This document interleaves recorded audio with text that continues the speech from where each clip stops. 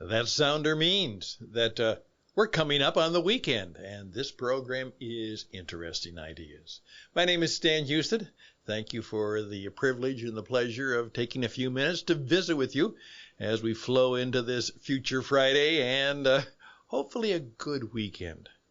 However, things are rough and things are rugged. And I did a little bit of an AA. And after hearing the presentation, I did a little anxiety audit. That's right, an anxiety audit. And then I remembered a few things that may be helpful to me and perhaps to you too, because I know that you have some anxiety too. So if you'll give me your permission, I'll tell a few stories and make a few suggestions, and then I'd like to hear from you. All of this might just be something interesting for you today. That's the name of the program. It's for you and for me to share together some interesting ideas, and the program begins right now.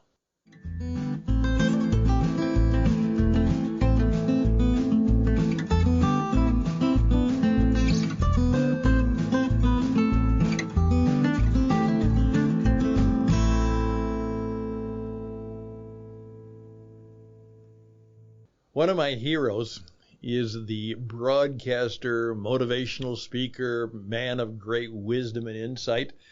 His name is Earl Nightingale. Now, I perhaps show my age by quoting him, but many of you may have heard of him.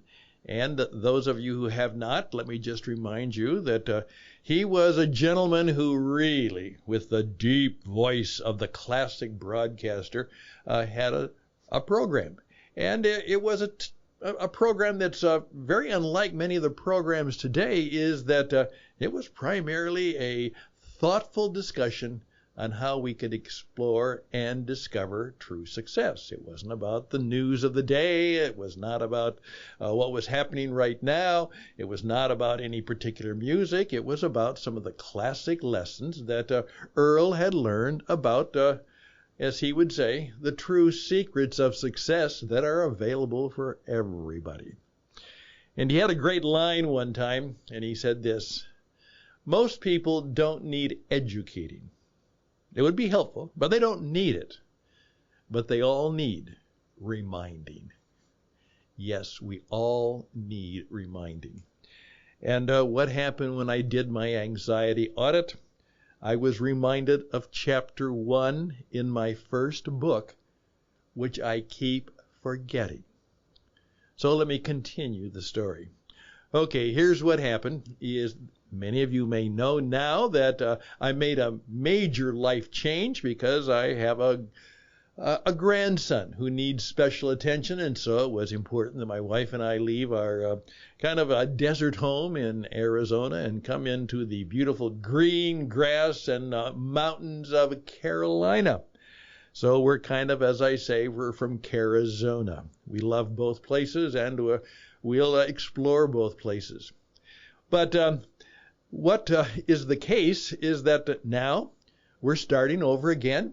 And in many ways, I've been a little bit anxious about the whole thing. And I'm sure you can understand that.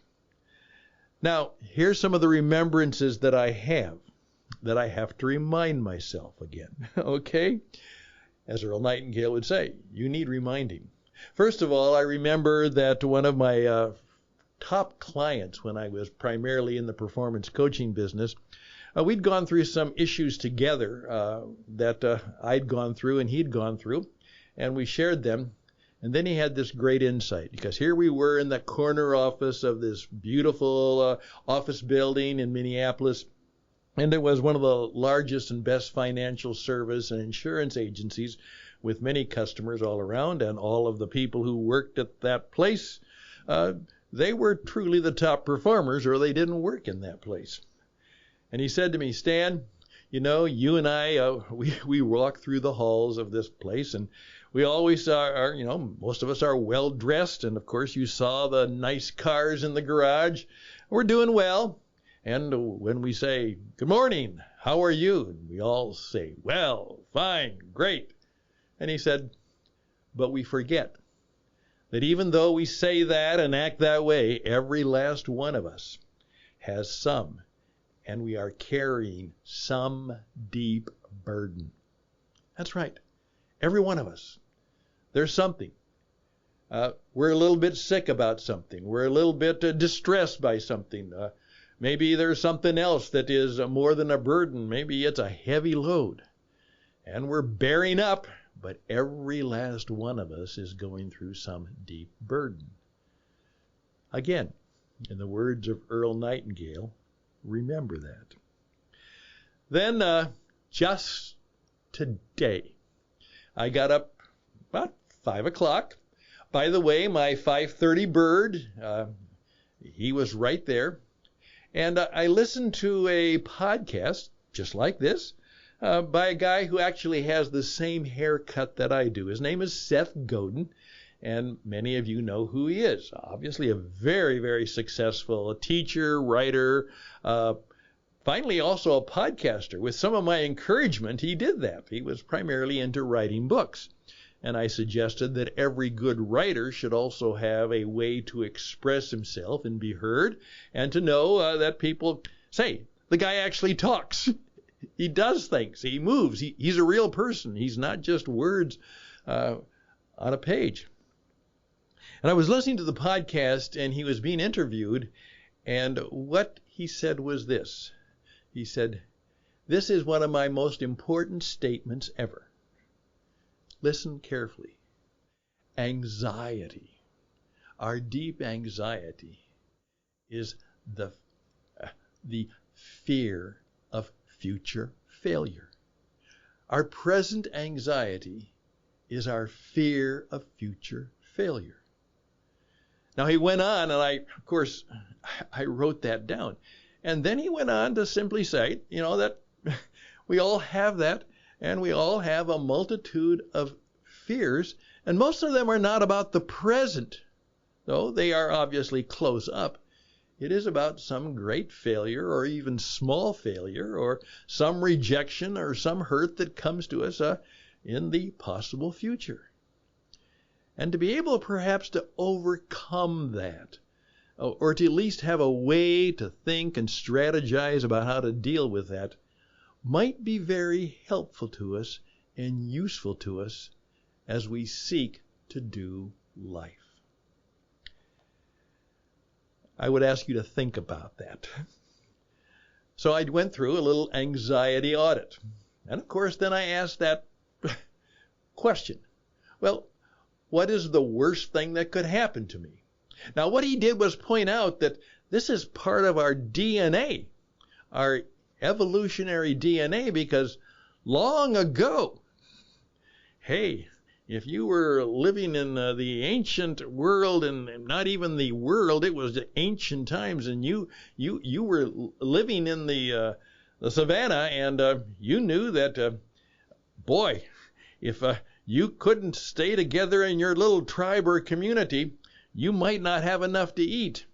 And if the community would throw you out, which they might, then you'd be all alone.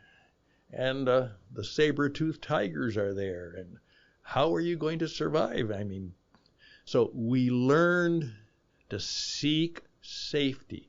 We learned to seek security because that was the primary issue in our lives. And it is part of who we are, and we can't get rid of it. It's just the way it is. And of course, some people, even in marginal and deeply distressing world situations, that's kind of how they live yet today. But we are anxious. So I did a little anxiety audit, and I found out, you know, I can handle most of this. I really can. Why am I anxious? Yeah, but I can handle that. I know what to do. I don't know that if it'll work, but of course, that's always the case in life. This might work out and it might not. Everything you do, this might work and it might not. And you live with that tension and perhaps that opportunity. So I just share that with you today at the 10-minute mark in this podcast. Maybe you want to go through a little anxiety audit, but then just remember that it really is about the fear of future failure. And that may not be a good thing to do if you want to enjoy what you only have, which is the present, which is right now. 10 minutes and counting, and just a few minutes more, and then I will give you my final remembrance that I had, and perhaps I need to revisit again. My name is Stan Houston. We are here to help you. Here we go. We are here to help you be different, help you be unique, and we're here to help you have impact. We're here to help you be different, one of a kind, unique, and actually make an impact. That's what I hope to do in life, and I hope that we can help you do it. And the more ideas you have, the better chance you have of doing those things. That's the program. That's what we do. We'll take just a few seconds, and then we'll finish up with my final remembrance.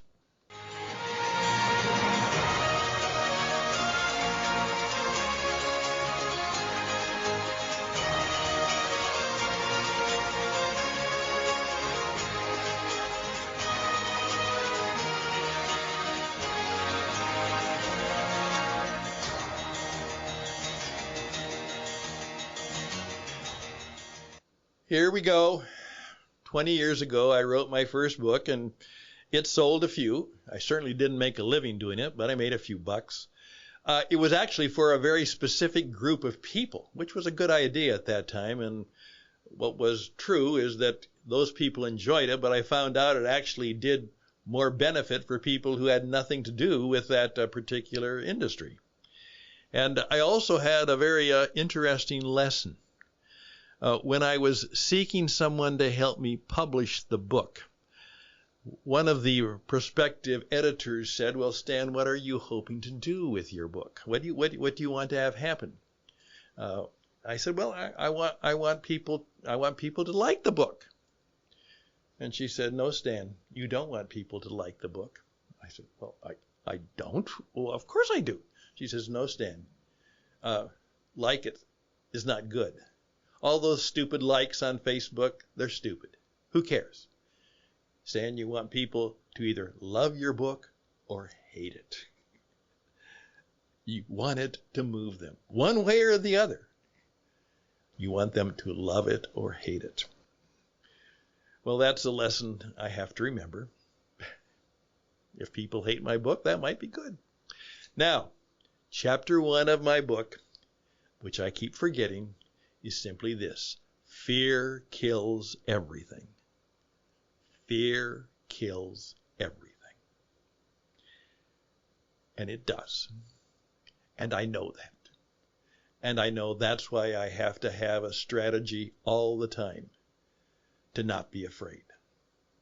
To do what the wisdom of Scripture says: don't fret. Don't worry. Don't be afraid. All will be well. And I forget that. And on this Friday, I'm going to think about my future and remember, don't be afraid. We can handle this. We can make it. We can get through. The world's a mess, but that doesn't mean we have to be. And so that's my thought and my encouragement. And if you want to know who I'm talking to today, let me tell you. I'm talking to me. And I'm glad and happy that you listened in. It was a source of encouragement to me to know that just maybe one of you would also empathize with me and care about me, and I care about you and empathize with you. And we had a mutual conversation that might be helpful to a few of us. As David Bowie once said, and we'll talk about it sometime, he said, "Remember, You have an audience of one, and that one is the most important person. Now, let that sit on your head for a while. Again, I'm Stan Houston, wishing you, as we always close with a benediction, may you have a good weekend, more than good.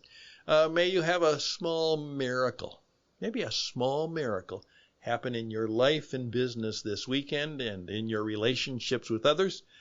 Since it might happen, stay awake. Pay attention, because you just might miss it when it happens. Best and blessings, and bye for now.